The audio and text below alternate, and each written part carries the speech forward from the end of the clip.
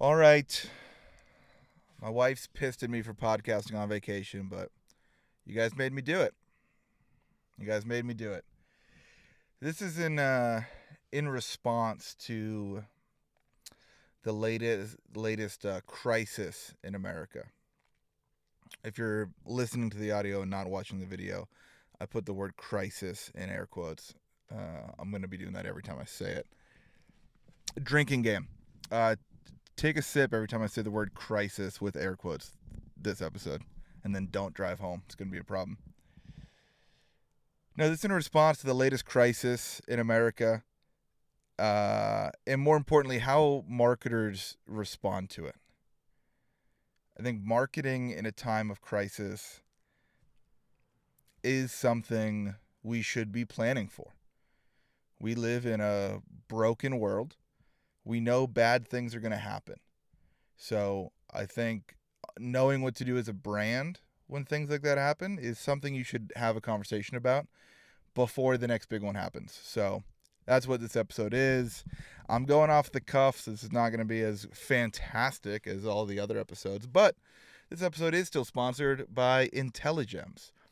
If you haven't heard by now, I don't know where you've been, but IntelliGems is the ultimate profit optimization tool. I've been a paying customer for over a year now, and it's led to massive top and bottom line growth as it allows us to split test our prices, our offers, and content on our website like we never have been able to before. Please go to intelligems.io, set up a demo, hop on with them. Onboarding was so easy.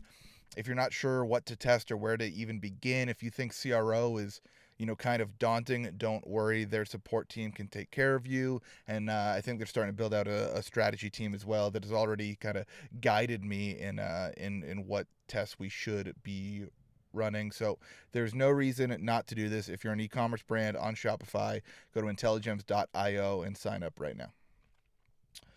But all right, marketing in times of crisis. The latest one, obviously, a former president and future or current presidential candidate got shot. And two things happened on my news feed.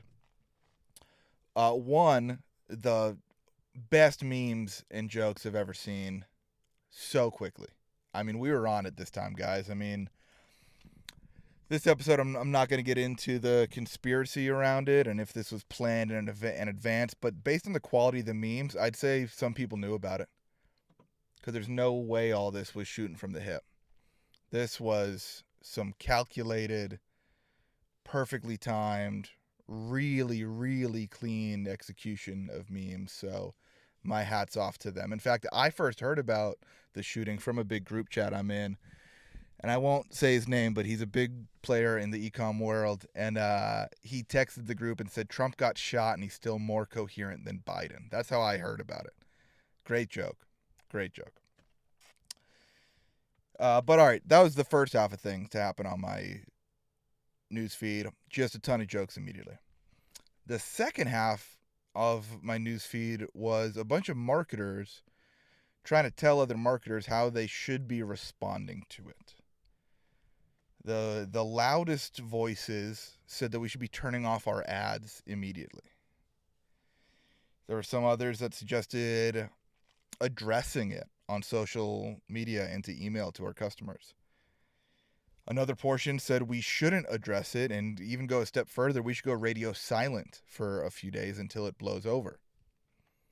Now, what you want to do personally is totally up to you.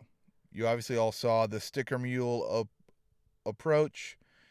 That's a privately owned company.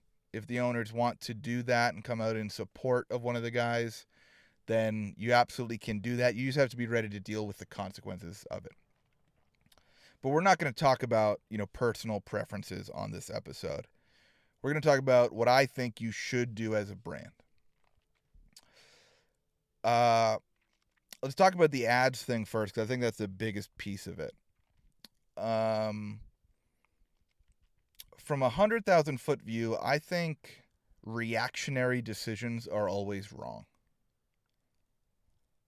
Especially when they're driven by fear and panic and uncertainty. Those are not emotions that I want to be making decisions on. With that said, I obviously left on our ads. Just like I left on our ads the last time there was a big Facebook glitch, the last time there were riots all over the country on January 6th, when a bunch of guys hung out at the Capitol. Some of you are going to hate that that's how I describe that. I don't turn ads off. And this brings me to why I've been putting the word crisis in air quotes this whole time. What's a crisis to us, a group of marketers that are addicted to our phones and live chronically online, what's a crisis to us is not always the same as what a crisis is to the average American. Right? I know people that didn't hear about the Trump shooting till Monday. Real people with the internet and cell phones and cable. It just didn't cross their radar.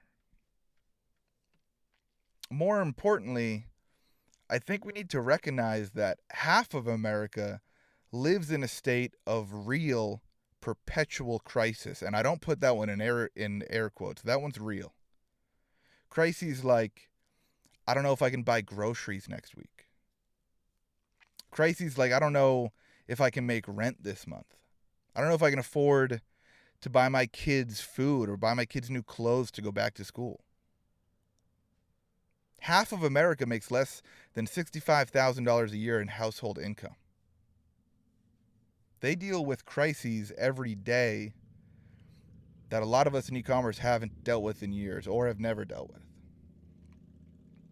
So I don't think it's fair for us to be projecting our worldview and our version of a crisis onto our customers. I think the punchline here is let the customers, the prospects, let the free market tell you how they're going to respond to it. Right? Because the theory that we should be turning our ads off immediately is we're assuming the majority of our customers are going to hunker down in their houses and watch the news and be scared. That's what we're assuming. But that's just not what happens. I've never seen that happen. Even through COVID. I can tell you as someone who lives in Greenville, South Carolina, there wasn't a single day in COVID that I couldn't go downtown to a crowded bar and get a drink with my buddies. Not a single day. We didn't shut down. I know more people who are not vaccinated than vaccinated who live near me.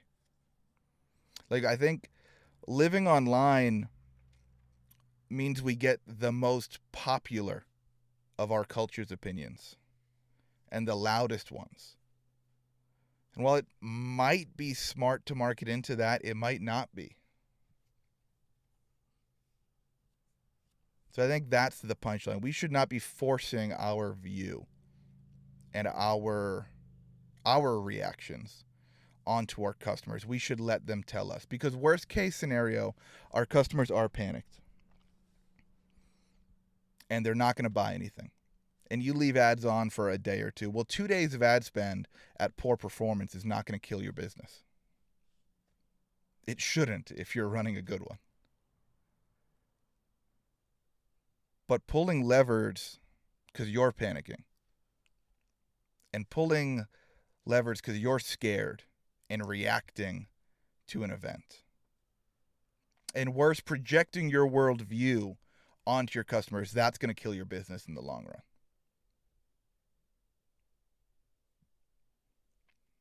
I think that's easy to say when it comes to, split testing creative. We all know the running joke here is like, well, if you ever like a creative, it's going to suck. And if you ever hate a creative, it's going to perform amazingly. Like, that's the marketer trope at this point. We all admit that we have no clue what's going to win going into a split test. So why would we assume we know how our customers are going to react to these major world events? Some customers buy more random shit when they're scared. Comfort buying is a real thing. When I get scared about the future of our country, I buy more Jack Daniels and more Reese's peanut butter cups. And if I'm being honest with you, I buy water filters and canned food and guns and ammunition and gold and silver that's in a safe in my closet. Allegedly.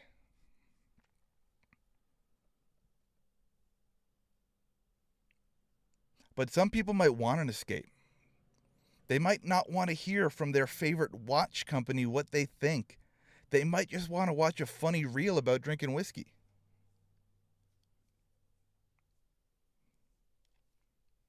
So I think that's kind of the main thesis of this, of what to do in a crisis. Wait. Because I'll be honest, this Trump shit blew over in like 24 hours.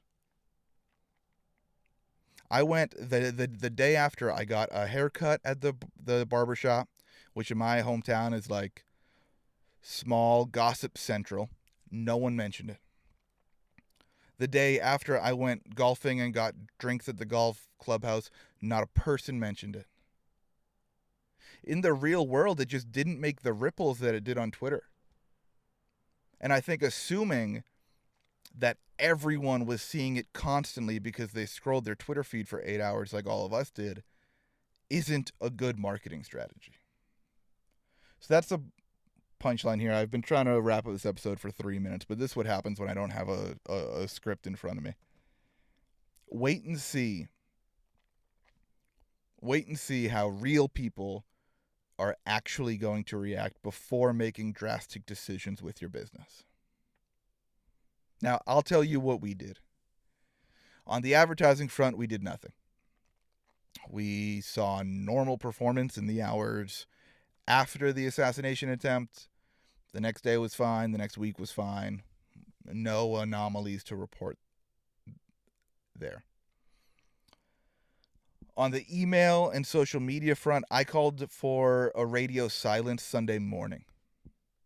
I said, let's wait. It's only been like 12 hours. I reread all of our subject lines to make sure nothing could be construed as possibly offensive for what our next email was going to be. I think we were wrapping up our Freedom Sale, our 4th of July sale. I wanted to make sure we didn't run a subject line that was like, don't miss your shot at savings or something like that that could be misconstrued. I read those. We were all good.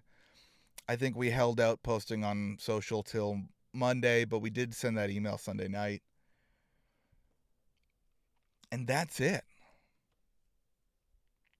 I just don't think that the Americans who are scared, the Americans who are panicked, I just don't think they're seeing the news that a presidential candidate and a former president got shot, and they think, I can't believe a regional grain watch company hasn't made a statement on it.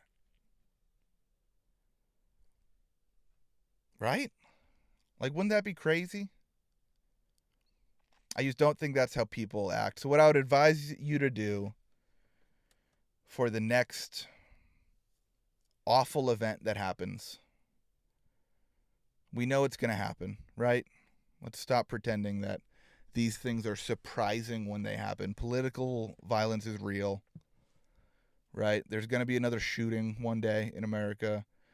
There's going to be riots when one of the candidates wins in November. There's going to be shit that happens. So I think it's important to have a plan. And my plan is twofold. One, I'm going to let the market and the customers tell me how they're feeling based on their actual purchasing behavior.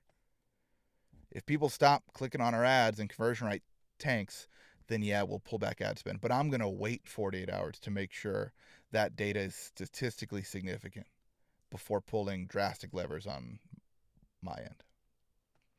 The second half of my plan is I'm going to market to prospects who aren't in crisis. I can't tell you how detached I am from the news. They're like, this only crossed my radar because someone texted me about it. But on a normal day, shit goes on the news that CNN or Fox are acting like it's the end of the world. And I'm just mad because I triple bogeyed hole 7 this morning. So market to the customers and the prospects who aren't in crises. There's enough of them, I promise. And after 2 days, if your performance has drastically shifted, if it whatever the event is hasn't blown over and customers are actually acting differently, then feel free to make changes. But don't make the mistake of projecting your worldview onto customers without the data to support it yet. All right. That is the first unscripted rant of Tactical and Practical. And pretty on brand for this episode. I'm going to get back to vacation. Like, I just think we underestimate, because how much we're online, that how much people have real lives. Like, I'm going to hang up from doing this podcast. Hang up. That's not what it's called. I'm going to stop doing this podcast. I'm going to go back to our Airbnb. I'm going to pick up my wife and dog. We're going to go for a hike. After that, we're going to go swim in the river. After that, we're going to get a nice dinner. We're going to get an ice cream cone. And we're going to go home and sit on the couch and watch a movie and go to bed. And I don't care what happens in the country tomorrow. I'm going to do the same thing. And I think those of us that live on the internet, those of us who live on the coasts, those of us who live in the big cities, I think we overestimate how much real Americans care about any of this. And we underestimate what they're really going through on a day-to-day basis with struggling to afford basic needs. Don't project your worldview onto customers. Market to customers where they're really at based on their actual behavior. All right.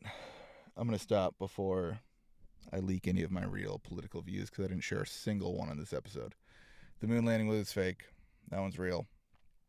That's a real feeling I have. The earth might be flat. Jury's out. But if you're interested in more of that, episode 25 of Tactical and Practical is going to dive into how NASA faked the moon landing. So look forward to that one. Thank you all for listening.